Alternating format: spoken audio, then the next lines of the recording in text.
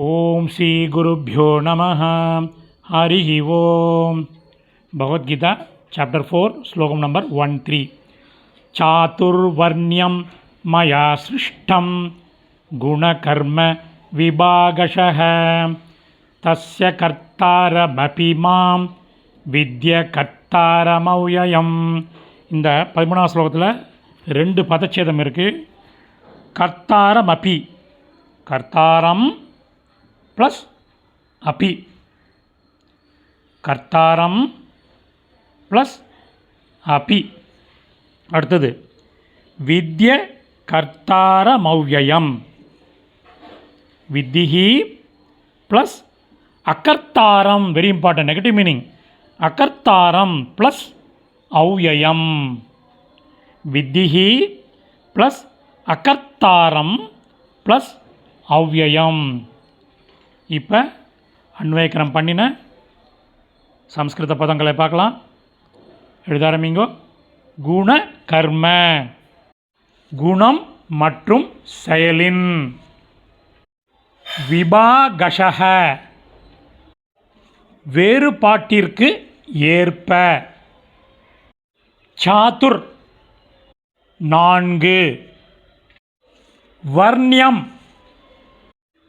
பிரிவுகள் அல்லது வருணங்கள். பிரிவுகள் அல்லது வருணங்கள்.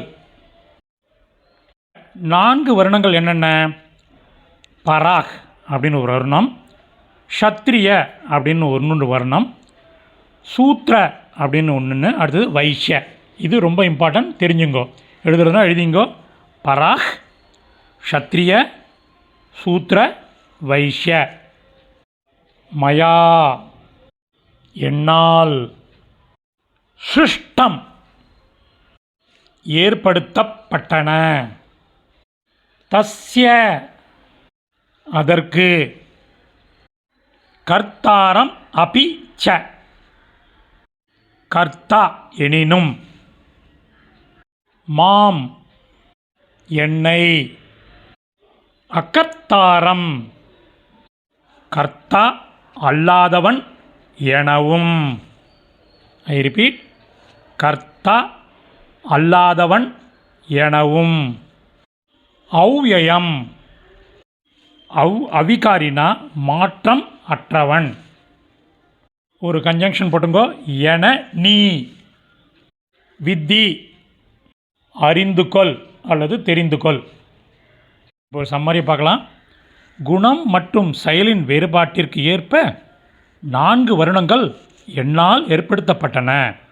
அதற்கு கர்த்தா எனினும் என்னை கர்த்தா அல்லாதவன் எனவும், அவிகாரி அதாவது மாற்றம் அற்றவன் என நீ அறிந்து கொள். மொத்தம் இதனுடைய லிங்க்கு டிஸ்கிரிப்ஷனில் இருக்குது. சமஸ்கிருத பதம் அதனுடைய கரஸ்பாண்டிங் மீனிங் கிடைக்கும். இல்லை, over once it can make use of it. தன்யவாதக.